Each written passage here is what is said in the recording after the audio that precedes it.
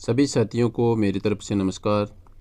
साथियों, आपका अपने चैनल पर एक बार फिर से स्वागत है और जिसके अंतर्गत हम जो राजस्थान कक्षा 10 से जो आरबीएसई की बुक है राजस्थान बोर्ड की, उस बुक का अपने विस्तृत अध्ययन इस चैनल पर कर रहे हैं। और जो साथी चैनल पर नए जुड़े हैं उनको मैं बता दूं कि हम कक्षा 9 और कक्षा 10 की जो आरबीएसई की बुक्स हैं जीके की, उनका पूरा अध्ययन करेंगे, जो कि अभी सेकंड ग्रेड का जो 30 जुलाई को एग्ज़ाम होना है दोबारा से ग्रुप ए और बी का, तो उनके लिए काफ़ी महत्वपूर्ण बुक हो सकती है। तो वो क्लासों को लगातार देखते रहें और वीडियो को लाइक शेयर अवश्य करें।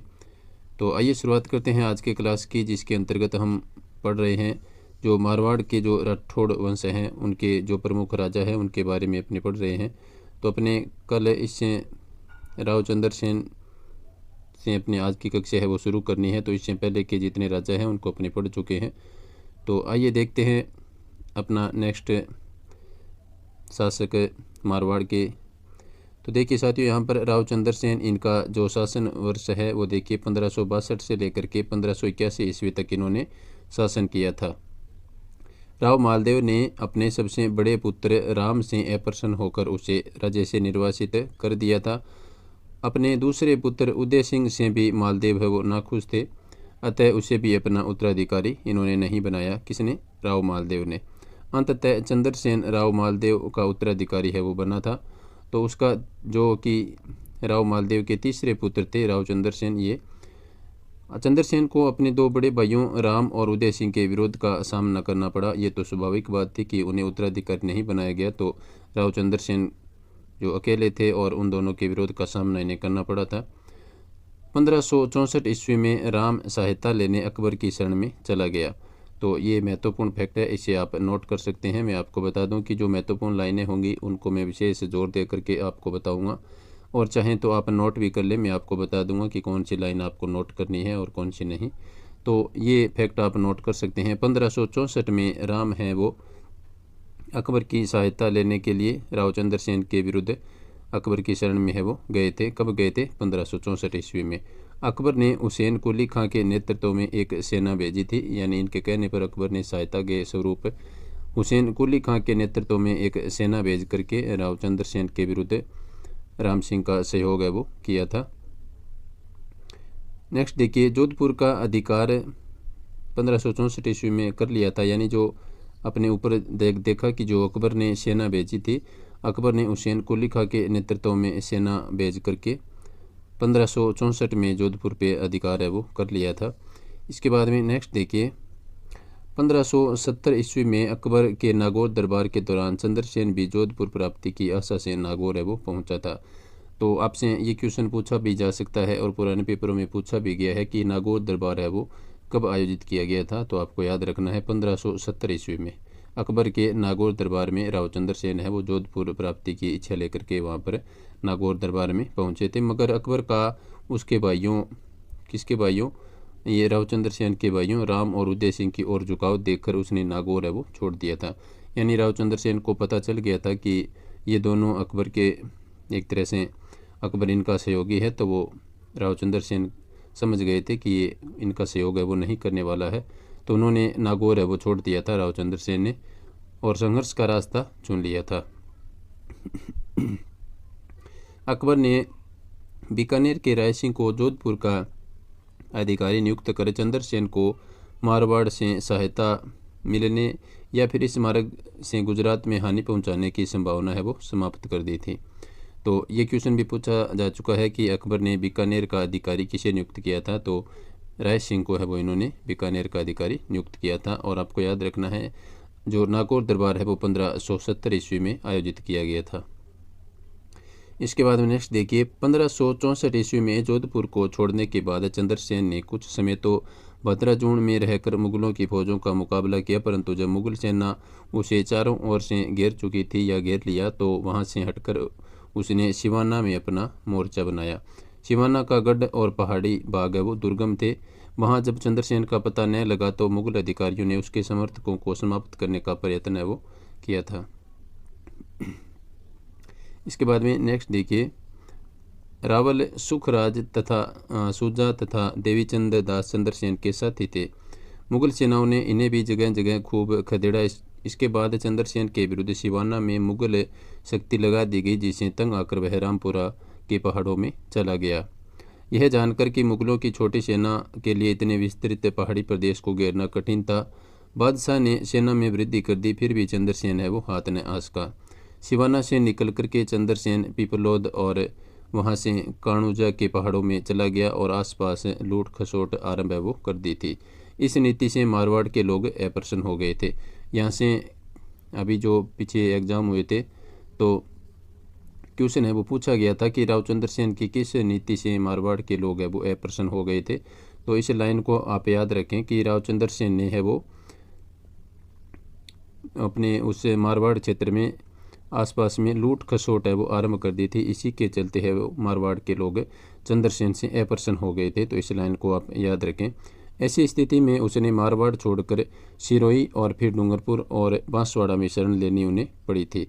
फिर भी मुगल सेना ने उसका पीछा नहीं छोड़ा। इस प्रकार निरंतर मुगलों से चंद्रसेन संघर्ष करता रहा और 1581 ईस्वी में अपनी मृत्यु तक इसे जारी रखा। तो राव चंद्रसेन की मृत्यु है वो कब हुई थी? 1581 में हुई थी। नेक्स्ट देखिए साथियों, विश्वेश्वरनाथ रेऊ ने चंद्रसेन की तुलना महाराणा प्रताप से की है। तो ये महत्वपूर्ण लाइन है, इसे आप नोट कर लें। किसने चंद्रसेन की तुलना है वो महाराणा प्रताप से की है? विश्वेश्वरनाथ रेऊ ने, जिससे उसी के समान मुगल शक्ति का सामना करना पड़ा। और पहाड़ों में भटकने के बाद भी मुगलों की अधीनता स्वीकार है वो राव चंद्रसेन ने नहीं की थी। जिस प्रकार से महाराणा प्रताप ने भी मुगलों की अधीनता स्वीकार नहीं की थी, उसी पद चिन्हों पर है वो राव चंद्रसेन भी चले थे। इसी कारण चंद्रसेन को मारवाड़ का प्रताप भी कहा जाता है। ये काफ़ी महत्वपूर्ण लाइन है और पुराने पेपरों में यहाँ से काफ़ी बार क्वेश्चन है वो पूछा जा चुका है कि मारवाड़ का प्रताप है वो किसे कहा जाता है? तो राव चंद्रसेन को मारवाड़ का प्रताप कहा जाता है। इसके बाद में साथियों अपनी बात करते हैं मोटा राजा उदय सिंह पर अपने पहुंच चुके हैं। तो ये मोटा राजा उदय सिंह का कार्यकाल और शासन वर्ष आप मान सकते हैं, इनका यहाँ पर दिया गया है। तो मोटा राजा उदय सिंह का जो शासन वर्ष है साथियों वो 1583 से लेकर के 1595 तक रहा था।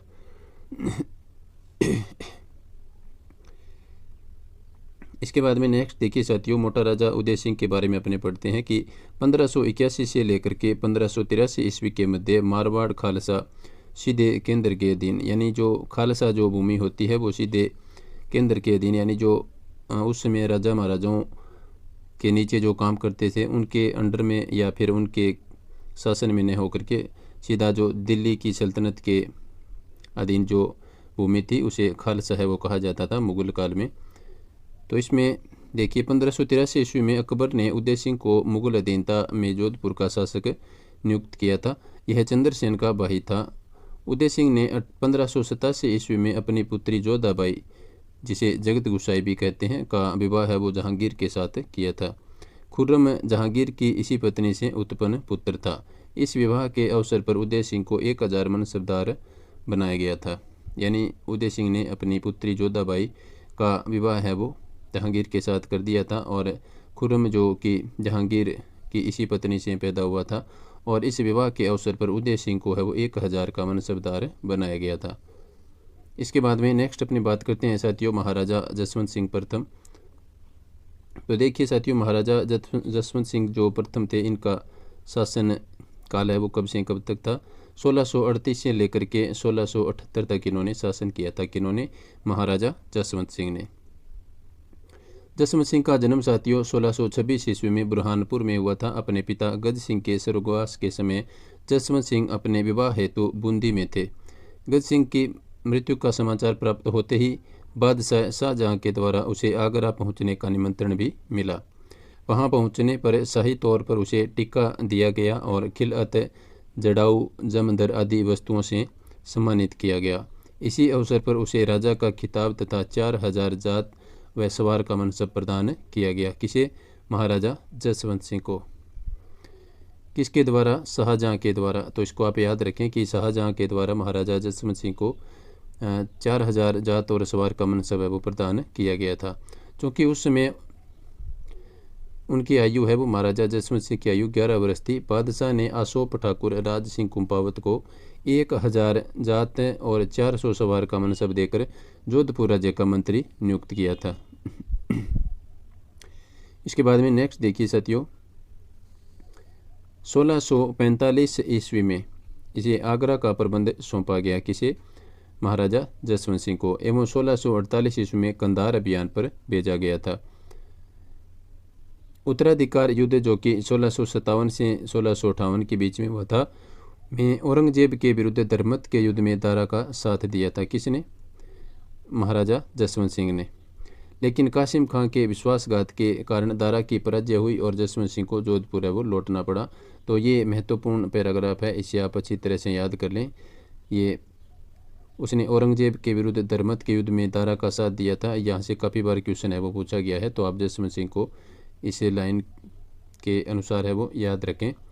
इसके बाद में नेक्स्ट देखिए, जसवंत सिंह के जोधपुर पहुंचने पर उसकी उदयपुरी रानी ने किले के द्वार खोलने से इनकार कर दिया और कहलवा भेजा कि राजपूत या तो युद्ध से विजय होकर लौटते हैं या फिर वहां पर मर मिटते हैं।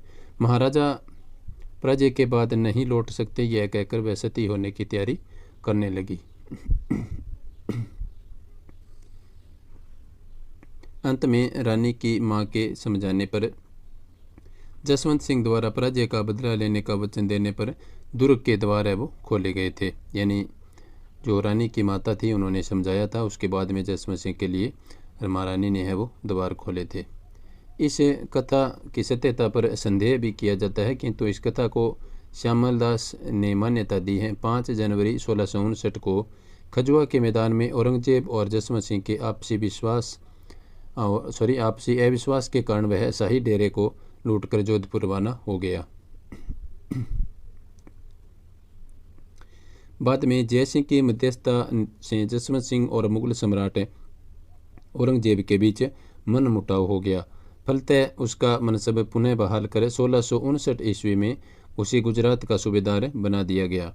1562 ईस्वी में जसवंत सिंह को मराठों के विरुद्ध शाइस्ता खां की सहायता करने के लिए दक्षिण भेजा गया, परंतु वहां शिवाजी के विरुद्ध कोई खास सफलता इसे नहीं मिली। 1673 ईस्वी में जसवंत सिंह को काबुल भेजा गया। बाद में उसे जमरूद में रहने का आदेश दिया गया और वहीं 28 नवंबर 1678 को उसकी मृत्यु हो गई। किसकी? महाराजा जसवंत सिंह की। तो ये जो सन आपको दिए गए हैं साथियों, इन सन को आप याद रखें। कब इन्हें गुजरात का सूबेदार बनाया गया?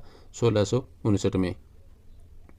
और 1662 में जसवंत सिंह को मराठों के विरुद्ध शाइस्ता खां की सहायता करने के लिए दक्षिण में भेजा गया था।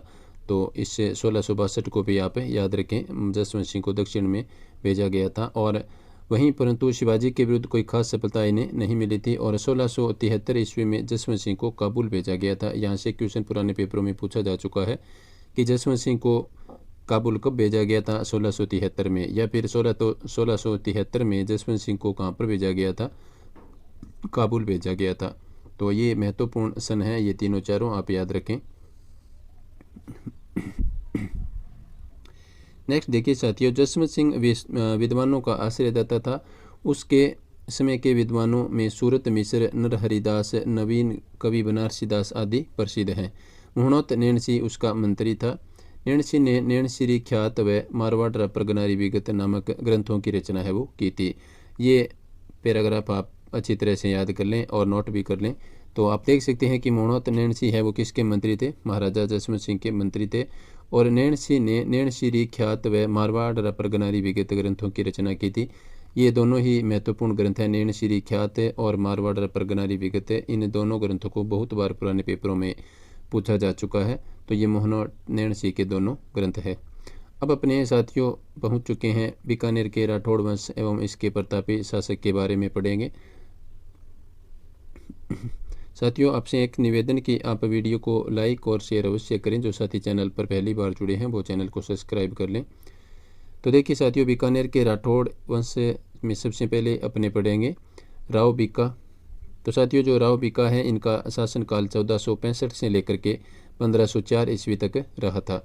आप साथियों जो जितने भी जिस भी क्षेत्र के शासक हैं उनको आप एक जगह लिख लें और उनके सामने उनका शासन वर्ष लिख लें, तो जिससे आपको इन शासकों को क्रमानुसार याद करने में भी सहायता मिलेगी और अलग अलग क्षेत्र के जो राजा हैं तो वो कौन किसके समकालीन है इसमें भी आपको सहायता मिलेगी। तो आप सभी शासकों को एक जगह इकट्ठा करके लिख लें।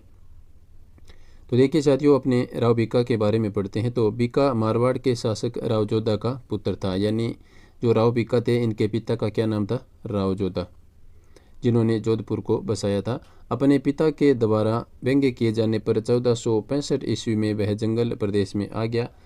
एक किंवदंती है कि करणी माता की कृपा से उसे नवीन राज्य स्थापित करने में सहायता मिली थी, किन्हें? राव बीका को। एक दूसरी मान्यता के अनुसार जांगल प्रदेश को राव बीका व जाट सरदार नरा ने मिलकर जीता था। दोनों के नाम पर इसे बीकानेर कहा गया। पाटी चौहान, खींचियो, कायम खानी आदि स्थानीय शक्तियों की फूट का लाभ उठाकर उसने अनेक गांवों पर अधिकार कर लिया। पुंगल के राव शेखा की पुत्री से विवाह कर उसने अपनी स्थिति को मजबूत किया। 1488 ईस्वी में उसने बीकानेर की स्थापना कर उसे राठौड़ सत्ता का दूसरा केंद्र बनाया। तो आपसे पूछा जा सकता है कि बीकानेर की स्थापना कब की गई? 1488 ईस्वी में की गई थी। ये महत्वपूर्ण फैक्ट है, इसे आप नोट कर लें। और इसके बाद में देखिए, देशनोक में करणी माता के मूल मंदिर का निर्माण करवाया था, किसने? राव बीका ने। और देशनोक कहाँ पर स्थित है? बीकानेर में। तो करणी माता का मंदिर यहाँ पर स्थित है, जिसे चूहों की देवी भी कहा जाता है। और यहाँ के जो सफ़ेद चूहे हैं उन्हें काबा कहा जाता है। काफ़ी बार पुराने पेपरों में ये फैक्ट है वो पूछे जा चुके हैं, तो आप इन्हें नोट कर लें। इसके बाद में साथियों, अपने राव बीका के बाद में नेक्स्ट जो शासक थे राव लूणकर्ण, इनके बारे में पढ़ते हैं। तो देखिए साथियों, राव लूणकर्ण का जो शासनकाल है वो 1505 से लेकर के 1526 ईस्वी तक रहा था। राव लूणकर्ण राव बीका का छोटा पुत्र था। इसने नागौर के शासक मोहम्मद खां को हराया था और 1526 ईस्वी में डोसी के युद्ध में नारनौल के नवाब अबी मीरा से लड़ता हुआ मारा गया। तो आप डोसी के युद्ध का है वो समय याद रखें, 1526 ईस्वी में हुआ था। हालांकि ये शायद आज तक किसी पेपर में नहीं पूछा गया है, लेकिन नहीं पूछा गया है तो अब पूछे जाने की संभावना भी बढ़ जाती है। तो डोसी का युद्ध है वो साथियों 1526 ईस्वी में हुआ था। बिट्ठू सुजा ने अपने ग्रंथ रावजेत शिरोछंद, तो देखिए रावजेत शिरोछंद किसकी रचना है? बिट्ठू सुजा की रचना है। मैं इसे कलयुग का कर्ण है वो कहा है। तो ये भी क्वेश्चन काफ़ी बार पूछा जा चुका है कि राव लूणकर्ण को कलयुग का कर्ण किसने कहा है? तो इसका आंसर हो जाएगा बिट्ठू सुजा ने। और रावजेत शिरोछंद किसकी रचना है? तो ये बिट्ठू सुजा की रचना है। और ये भी क्वेश्चन बन सकता है कि कलयुग का कर्ण राव लूणकर्ण को किस रचना में कहा गया है? तो रावजेत शिरोछंद रचना में कहा गया है। ये तीनों ही महत्वपूर्ण फैक्ट हैं, इनको आगे पीछे करके आपसे किसी भी प्रकार से क्वेश्चन पूछा जा सकता है, तो आप याद रखें। इसके बाद में देखिए साथियों, करमचंद्र वंशोत्कीर्तनम काव्यम नामक ग्रंथ में इसकी दानशीलता की तुलना कर्ण से है वो की गई है। लूणकर्ण सर झील का निर्माता भी इसे स्वीकार किया जाता है, यानी जो लूणकर्ण सर में जो लूणकर्ण सर झील है उसका निर्माता किसे माना जाता है? राव लूणकर्ण को माना जाता है। नेक्स्ट देखिए साथियों, जो अपने शासक है वो जो पढ़ने जा रहे हैं वो है राव जेतसी। तो साथियों, राव जेतसी का जो शासनकाल है वो 1526 ईस्वी से लेकर के 1541 ईस्वी तक रहा था। जेतसी ने 1534 ईस्वी में काबुल के मुगल शासक कामरान को पराजित किया था, जो कि हुमायूं के भाई थे। कामरान कौन थे? हुमायूं के भाई थे। इस युद्ध का वर्णन बिट्ठू सुजा ने अपने ग्रंथ रावजेत शिरोछंद में किया है। किस युद्ध का? जो काबुल में युद्ध हुआ था ना, उसका रावजेतसी और कामरान के बीच में जो युद्ध हुआ था उसका वर्णन बिट्ठू सुजा ने अपने ग्रंथ रावजेत शिरोछंद में किया है। इसने बीकानेर पर मालदेव के आक्रमण के दौरान अपने मंत्री नागराज को शेरशाह से सहायता प्राप्त करने भेजा था, मगर सहायता आने से पूर्व ही 1541 ईस्वी में साहेबा पाहेबा, ये कहाँ पर स्थित है? जोधपुर में स्थित है, के युद्ध में रावजेतसी मालदेव की सेना से लड़ता हुआ वीरगति को प्राप्त हुआ। तो साथियों देखिए, ये काफ़ी महत्वपूर्ण फैक्ट यहाँ पर आ चुका है। तो आप देखिए कि जो साहिबा और पाहेबा का युद्ध है ये काफ़ी बार पुराने पेपरों में पूछा जा चुका है, तो इसे आप याद रखें। और ये भी याद रखें कि साहिबा और पाहेबा कहाँ पर स्थित है? जोधपुर में स्थित है। और साहिबा पाहिबा का जो युद्ध है वो 1541 ईस्वी में लड़ा गया था। और इसमें राव जेतसी है वो मालदेव की सेना से लड़ते हुए वीरगति को प्राप्त हुए थे। तो आपसे ये भी पूछ सकते हैं कि जो साहिबा पाहिबा का जो युद्ध है जो कि 1541 में हुआ था, किन किन के मध्य हुआ था? तो आपको याद रखना है राव जेतसी और मालदेव के मध्य हुआ था। नेक्स्ट जो शासन है साथियों जिसे अपने पढ़ने जा रहे हैं वो है राव कल्याणमल। तो देखिए राव कल्याणमल का जो शासन वर्ष है वो आपके सामने है। 1541 से लेकर के 1544 ईस्वी तक इन्होंने शासन किया था। अब इनके बारे में अपने यहाँ पर पढ़ते हैं। तो देखिए, कल्याणमल ने खानवा के युद्ध में, जो कि 1527 ईस्वी में हुआ था, इस युद्ध में राणा सांगा की ओर से भाग लिया था। किसने? राव कल्याणमल ने। कल्याणमल ने 1544 ईस्वी में गिरी सुमेल के युद्ध में मालदेव के विरुद्ध शेर शाह की ओर से भाग लिया था। तो ये जो दो युद्ध की जो सन आपके सामने लिखे हैं, खानवा का युद्ध जो कि 1527 में हुआ और गिरी सुमेल का युद्ध जो कि 1544 में हुआ था, इन दोनों युद्ध को आप अच्छी तरह से याद रखें, काफ़ी बार पुराने पेपरों में पूछे जा चुके हैं। इसने भटनेर के किले पर अधिकार किया तथा 1570 ईस्वी में अकबर के नागौर दरबार में उपस्थित होकर मुगल अधीनता स्वीकार कर ली। किसने? राव कल्याणमल ने। और ये देखिए, एक बार फिर से नागौर दरबार की जो वर्ष है वो आ चुकी है। 1570 में नागौर दरबार है वो आयोजित हुआ था। ये पुराने पेपरों में पूछा जा चुका है। कल्याणमल मुगल अधीनता स्वीकार करने वाला पहला राठौड़ शासक था। कौन है? कल्याणमल। कल्याणमल के दो पुत्र थे, राय सिंह और पृथ्वीराज। राय सिंह को अकबर ने 1572 ईस्वी में जोधपुर का प्रशासक है वो नियुक्त किया था। वहीं दूसरा पुत्र पृथ्वीराज अकबर का दरबारी कवि था, जिसने बेली किशन रुक्मणी री नामक ग्रंथ की रचना की थी। ये काफ़ी महत्वपूर्ण ग्रंथ है साथियों, पुराने पेपरों में बहुत बार पूछा जा चुका है कि बेली किशन रुक्मणी री इस ग्रंथ के रचनाकार कौन है? तो पृथ्वीराज आपको याद रखना है। ये काफ़ी महत्वपूर्ण फैक्ट है। अब अपने साथियों नेक्स्ट शासक के बारे में पढ़ेंगे।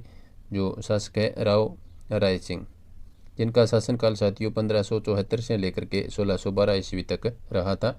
यह 1570 ईस्वी के अकबर के नागौर दरबार के समय मुगल सेना में सम्मिलित हुआ। कौन? राव राय सिंह। इसने अकबर के गुजरात अभियान व कंधार अभियान में अपनी वीरता दिखाई थी। अकबर ने 1572 ईस्वी में इसे जोधपुर का प्रशासक नियुक्त किया था। ये क्वेश्चन पुराने पेपरों में पूछा जा चुका है कि अकबर ने जोधपुर का प्रशासक किसे नियुक्त किया? तो राय सिंह को नियुक्त किया। और कब नियुक्त किया ये पूछे तो 1572 ईस्वी में जोधपुर का प्रशासक नियुक्त किया गया था। 1574 ईस्वी में राय सिंह है वो महाराजा धीराज की उपाधि के साथ बीकानेर के शासक बने थे। कब बने थे? 1574 ईस्वी में बीकानेर के शासक राय सिंह बने थे। राय सिंह ने बीकानेर के जूनागढ़ दुर्ग का निर्माण है वो करवाया था। ये भी पुराने पेपरों में काफ़ी बार पूछा गया है कि जूनागढ़ का दुर्ग कहाँ पर स्थित है, तो आपका आंसर हो जाएगा बीकानेर में स्थित है। और बीकानेर में जो जूनागढ़ का जो दुर्ग स्थित है, इसके जो निर्माणकर्ता वो कौन थे? राय सिंह थे। किले के दरवाजे पर जयमल फतह की पाषाण मूर्तियाँ हैं वो लगवाई गई हैं। किले के भीतर इसने एक प्रशस्ति लिखवाई जिसे राय सिंह प्रशस्ति है वो कहा जाता है। तो आपसे ये भी पूछा जा सकता है कि राय सिंह प्रशस्ति है वो किस किले में स्थित है, तो ये बीकानेर के जूनागढ़ के किले में स्थित है। इसके समय में भीषण अकाल है वो पड़ा था, जिससे निपटने हेतु इसने बहुत धन खर्च किया था। मुंशी देवी प्रसाद ने इसे राजपुताने का कर्ण की संज्ञा दी है। तो ये भी क्वेश्चन पुराने पेपरों में पूछा जा चुका है। ये लाइन महत्वपूर्ण है, आप नोट कर लें कि राजपुताने का कर्ण है वो किसे कहा जाता है, तो राव राय सिंह को कहा जाता है। और किसने है वो राव राय सिंह को राजपुताने के कर्ण की संज्ञा दी? यदि ऐसा पूछे तो आपका आंसर होना चाहिए मुंशी देवी प्रसाद ने इन्हें यह संज्ञा दी थी। अब अपने साथियों नेक्स्ट जो शासक हैं उनके बारे में पढ़ेंगे। तो नेक्स्ट है अपने शासक साथियों राव कर्ण सिंह, जिनका शासनकाल 1631 से लेकर के 1668 ईस्वी तक रहा था। कर्ण सिंह ने मुगल सम्राट शाहजहां के दक्षिण अभियानों में महत्वपूर्ण भूमिका निभाई थी। जाखड़िया गांव में सीमा विवाद को लेकर इसका नागौर के शासक अमर सिंह से युद्ध 1642 से लेकर के 1644 ईस्वी में हुआ था, जो मतीरे की राड़ के नाम से जाना जाता है। तो देखिए साथियों, ये मतीरे की राड़ के नाम से जो युद्ध है ये काफ़ी फेमस है, जो कि नागौर के शासक अमर सिंह से हुआ था। किन का? राव कर्ण सिंह का युद्ध हुआ था। कब हुआ था? 1642 से लेकर के 1644 ईस्वी के बीच में हुआ था, जिसे मतीरे की राड़ के नाम से जाना जाता है। तो इसे आप अच्छी तरह से याद रखें। मुगल उत्तराधिकार युद्ध के समय कर्ण सिंह तटस्थ रहा, मगर युद्ध में औरंगजेब का पलड़ा भारी देखकर अपने पुत्र पदम सिंह व केसरी सिंह को औरंगजेब की सहायतार्थ भेजा था। औरंगजेब के शासक बनने के उपरांत यह उसकी सेवा में चला गया। चिंतामणि भट्ट के ग्रंथ सुख सप्तति में कर्ण सिंह को जंगल बादशाह कहा गया है। तो ये महत्वपूर्ण लाइन आपके सामने आ चुकी है, इस लाइन को आप नोट कर लें। ये देखिए, चिंतामणि भट्ट के ग्रंथ यहाँ से लेकर के यहाँ तक, इस लाइन को आप अच्छी तरह से याद रखें। चिंतामणि भट्ट के ग्रंथ सुख सप्तति में कर्ण सिंह को जंगल दरबादशाह कहा गया है। कर्ण सिंह ने साहित्य कल्पद्रुम और उसके दरबारी विद्वान गंगानंद मैथिल ने कर्णभूषण और काव्य डाकिनी नामक ग्रंथ लिखे थे। अब अपने साथियों बात करेंगे शाकंभरी के चौहान वंश और इसके जो प्रतापी शासक हैं उनके बारे में यहाँ पर पढ़ेंगे। तो देखिए साथियों, जो शाकंभरी के चौहान वंश हैं, इस वंश के जो प्रतापी शासक हैं उनके बारे में यहाँ पर जो डिटेल दी गई है वो इस प्रकार से है। इस चौहान वंश की उत्पत्ति के समय में बहुत विवाद है। वंशावलियों और ख्यातों में इनको अग्निवंशीय माना जाता है। डॉक्टर गौरीशंकर हीराचंद ओझा के विचार से ये सूर्यवंशीय क्षत्रिय थे। कौन? शाकंभरी के चौहान। किसके अनुसार? डॉक्टर गौरीशंकर हीराचंद ओझा के अनुसार ये सूर्यवंशीय क्षत्रिय थे। और अचलेश्वर मंदिर के लेख में इन्हें चंद्रवंशीय है वो बताया गया है। कई विद्वान इन्हें आर्य मानकर भी विदेशी मानते हैं। इन सभी मतों का विवेचन करते हुए डॉक्टर दशरथ शर्मा चौहानों की उत्पत्ति ब्राह्मण वंश से मानते हैं। इस लाइन को आप याद रखें। डॉक्टर दशरथ शर्मा ये काफ़ी महत्वपूर्ण इतिहासकार हैं, इन्हें आप अच्छी तरह से याद रखें। तो ये है वो दशरथ शर्मा चौहानों की उत्पत्ति ब्राह्मण वंश से मानते हैं। इसके बाद में नेक्स्ट देखिए साथियों, बिजोलिया शिलालेख के अनुसार सांबर झील का प्रवर्तक वासुदेव चौहान को या फिर वासुदेव चौहान का आदि पुरुष था। ये देखिए यहाँ से काफ़ी बार इस लाइन से क्वेश्चन पूछा जा चुका है कि जो सांबर झील है उसके यानी रचनाकार या फिर उसको बनाने वाले या उसके निर्माणकर्ता कौन थे? तो वासुदेव चौहान थे। ये काफ़ी महत्वपूर्ण फैक्ट है, इसे आप याद रखें। चलते हैं नेक्स्ट फैक्ट पर साथियों, जिसका समय 551 ईस्वी के लगभग माना जाता है। यानी जो सांबर झील का निर्माण करवाया गया था तो कब करवाया गया था? 551 ईस्वी के लगभग करवाया हुआ माना जाता है। प्रारंभ में चौहान गुर्जर प्रतिहारों के सामंत थे, परंतु गुवक प्रथम ने गुर्जर प्रतिहारों की अधीनता से चौहानों को मुक्त करवाया। इसी का वंशज सामंत सांबर का शासक था, जो कि वत्स गोत्र ब्राह्मण वंश में पैदा हुआ था। वाकपतिराज चौहानों का शक्तिशाली शासक हुआ, जिसने प्रतिहारों को परास्त कर अपनी शक्ति का परिचय दिया। विग्रहराज द्वितीय चौहानों का एक अन्य शक्तिशाली शासक था। 973 ईस्वी का हर्षनाथ लेख, देखिए हर्षनाथ लेख का समय यहाँ पर दिया है, इसे आप नोट कर लें। हर्षनाथ लेख का समय कौन सा है? 973 ईस्वी का हर्षनाथ लेख उसकी विजयों का उल्लेख है वो करता है। इसके बाद में नेक्स्ट देखिए, उसने गुजरात के चालुक्य शासक मूलराज को परास्त किया। विग्रहराज द्वितीय के बाद दुर्लभराज और गोविंद तृतीय शासक हुए थे। पृथ्वीराज विजय नामक ग्रंथ में गोविंद तृतीय की उपाधि वेरीगढ़, जिसे शत्रु संहारक के नाम से जाना जाता है, वेरीगढ़ का अर्थ होता है शत्रु संहारक, वेरीगढ़ की उपाधि है वो मिली थी। फरिश्ता के अनुसार गोविंद तृतीय ने गजनी के शासक को मारवाड़ में आगे बढ़ने से रोका था। इसके बाद में अपने साथियों जो शाकंभरी के चौहान हैं उनमें नेक्स्ट जो शासक है वो पढ़ने जा रहे हैं अजय राज। तो देखिए साथियों, अजय राज इनका जो शासन काल है वो आपके सामने है। 1105 से लेकर के 1133 ईस्वी तक इन्होंने शासन किया था। अजय राज जो कि 1105 ईस्वी में शासक बना था, इस वंश का एक प्रतापी शासक था। 1113 ईस्वी में इसने अजय मेरू यानी अजमेर नगर बसाया। ये काफ़ी महत्वपूर्ण लाइन है, इसे आप नोट कर लें, पुराने पेपरों में बहुत बार पूछी गई है कि अजमेर की स्थापना किसने की थी? अजय राज ने। कब की थी? 1113 ईस्वी में की थी। तथा चांदी एवं तांबे के सिक्के वो चलाए थे। अजय प्रियद्रंब कहलाए थे। तो ये देखिए, अजय प्रियद्रंब किन्हें कहा जाता है? अजय राज को कहा जाता है। कुछ मुद्राओं पर उसकी रानी सोमलवती का नाम भी अंकित मिलता है। अजय राज की यदि रानी का नाम पूछिए आपको तो याद रखें आप, सोमलवती था। अजय राज शैव मतावलंबी होने के साथ साथ एक धर्म सहिष्णु शासक थे। उसने जैन और वैष्णव धर्मावलंबियों को सम्मान की दृष्टि से देखा। उसने नए नगर में जैन धर्मावलंबियों को मंदिर बनाने की अनुमति दी और पार्श्वनाथ मंदिर के लिए स्वर्ण कलश है वो प्रदान किया था। अब अपने नेक्स्ट जो शासक पढ़ेंगे साथियों वो है अर्णोराज। तो देखिए साथियों, अर्णोराज का जो शासनकाल है वो 1133 से लेकर के 1155 ईस्वी तक रहा था। ये काफ़ी महत्वपूर्ण शासक है, इन्हें आप अच्छी तरह से याद रखें। तो देखिए साथियों, अर्णोराज ने तुर्कों एवं मालवा के शासकों को परास्त किया था, मगर गुजरात के शासक कुमारपाल चालुक्य से परास्त हुआ।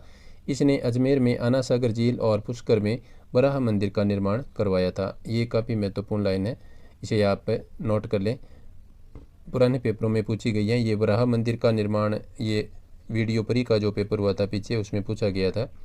तो देखिए साथियों, अजमेर में आनासागर झील का निर्माण किसने करवाया? अर्णोराज ने करवाया था। और वराह मंदिर का निर्माण किसने करवाया? अर्णोराज ने करवाया था। इसके बाद में नेक्स्ट देखिए साथियों, अर्णोराज है वो शैव था, किंतु उसने अन्य धर्मावलंबियों के प्रति सहिष्णुता की भावना थी। उसने अजमेर में खतरगच के अनुयायियों के लिए भूमि दान भी दिया था। देवबोध और धर्म घोष उसके समय के प्रकांड विद्वान थे। तो ये आपसे पूछा जा सकता है कि देवबोध और धर्म घोष हैं वो किसके समय या किसके समकालीन थे। तो अर्णोराज के समकालीन थे, इसे आप अच्छी तरह से याद कर लें, जिनको उसने सम्मानित है वो किया था। वैसे तो चालुक्यों के हाथों पराजय से उसे कुछ मानहानि भी उठानी पड़ी थी। फिर भी गजनवियों को परास्त कर तथा मालवा और हरियाणा के अभियानों का नेतृत्व कर उसने वंश के प्रभुत्व को नहीं घटने दिया था। अब अपने साथियों यहाँ पर पढ़ेंगे विग्रहराज चतुर्थ के बारे में। तो देखिए साथियों, विग्रहराज चतुर्थ के बारे में अपने पढ़ने जा रहे हैं। तो देखिए इसमें विग्रहराज चतुर्थ का जो शासनकाल, ये काफ़ी महत्वपूर्ण शासक है साथियों, इन्हें आप याद रखें। 1158 से लेकर के 1163 ईस्वी तक विग्रहराज चतुर्थ ने शासन है वो किया था। अपने शाकंभरी के चौहानों के बारे में यहाँ पर अध्ययन कर रहे हैं। तो देखिए साथियों, विग्रहराज ने तोमरों को पराजित कर दिल्ली पर अधिकार किया। यह दिल्ली पर अधिकार करने वाला पहला चौहान शासक था। कौन? विग्रहराज चतुर्थ। इसने गजनी के खुसरू शाह को भी परास्त किया। जयानक भट्ट ने इसे कवि बांधव की उपाधि दी थी। ये काफ़ी महत्वपूर्ण लाइन है, इसे आप नोट कर लें कि जयानक भट्ट ने किसे कवि बांधव की उपाधि दी थी, तो विग्रहराज चतुर्थ को दी थी। और ये भी पूछा जा सकता है कि कवि बांधव की उपाधि किस शासक को दी गई, तो आपको याद रखना है विग्रहराज चतुर्थ को दी गई थी। और किसके द्वारा दी गई ये पूछे तो जयानक भट्ट ने दी थी। तो ये काफ़ी महत्वपूर्ण फैक्ट है, इसे आप नोट कर लें। विग्रहराज ने हरिकेली और उसके दरबारी विद्वान सोमदेव ने ललित विग्रहराज नाटक की रचना की थी। ये भी लाइन काफ़ी बार पुराने पेपरों में पूछी जा चुकी है, तो आप याद रखें। हरिकेली नाटक किसने लिखा? विग्रहराज चतुर्थ ने लिखा। और उनके जो दरबारी कवि थे सोमदेव, इन्होंने ललित विग्रहराज नामक नाटक की रचना की थी। इसने अजमेर में एक संस्कृत पाठशाला बनवाकर उस पर हरिकेली नाटक की पंक्तियाँ खुदवाई थी। ये भी क्वेश्चन पूछा जा चुका है कि अजमेर में संस्कृत पाठशाला का निर्माण किसने करवाया था, तो आपका आंसर होना चाहिए विग्रहराज चतुर्थ ने करवाया था। कुतुबुद्दीन ऐबक ने इसे तुड़वा करके वहाँ 2.5 दिन का झोंपड़ा मस्जिद बनवाई थी। विग्रहराज ने बिसलपुर बसाकर वहाँ बिसलपुर जेल भी बनवाई थी। तो 2.5 दिन के झोंपड़े का निर्माण किसने करवाया? कुतुबुद्दीन ऐबक ने करवाया था। इसके बाद में नेक्स्ट देखिए साथियों, विग्रहराज चतुर्थ के मूल्यांकन में डॉक्टर दशरथ शर्मा लिखते हैं कि उसकी महत्ता निर्विवाद है। किसकी? विग्रहराज चतुर्थ की, क्योंकि यह एक सेनाध्यक्ष के साथ साथ एक विजेता, साहित्य का संरक्षक, अच्छा कवि और सूझबूझ वाला निर्माता था। पृथ्वीराज विजय का लेखक लिखता है कि जब विग्रहराज की मृत्यु हो गई तो कवि बांधव की उपाधि है वो निरर्थक हो गई थी, यानी और किसी को नहीं दी गई थी। वो उपाधि इन्हीं के साथ मृत्यु के साथ निरर्थक हो गई थी, क्योंकि इस उपाधि को धारण करने की किसी में क्षमता है वो नहीं रही थी। इसके बाद में नेक्स्ट देखिए, जो सोमदेव, जो इनके दरबारी कवि थे, सोमदेव तो विग्रहराज के या फिर विग्रहराज को वीरों में ही नहीं वरन विद्वानों में भी अग्रणी मानते थे। ये केवल उसकी मिथ्या प्रशंसा नहीं, हरिकेली नाटक में उसकी योग्यता आंकी जा सकती है। कि लाहौरन ने भी उसकी विद्वता की प्रशंसा करते हुए स्वीकार किया है कि वह उन हिंदू शासकों में से एक व्यक्ति था जो कालिदास और भवभूति की होड़ कर सकता था। विग्रहराज का समय स्पादलक्ष का स्वर्ण काल माना जाता है। ये काफ़ी महत्वपूर्ण लाइन है, इसे आप नोट कर लें। विजयराज का समय स्पादलक्ष का स्वर्ण काल है वो माना जाता है। ये महत्वपूर्ण लाइन है। इसके बाद में साथियों, जो नेक्स्ट शासक हैं पृथ्वीराज तृतीय, इनके बारे में अपने नेक्स्ट वीडियो में पढ़ेंगे। तो उम्मीद है आपको वीडियो पसंद आया होगा, तो आप वीडियो को लाइक और शेयर अवश्य करें। सभी साथियों से मेरा निवेदन कि जो साथी चैनल पर पहली बार वीडियो देख रहे हैं वो चैनल को सब्सक्राइब भी कर लें। वीडियो देखने के लिए सभी साथियों का धन्यवाद। नमस्कार।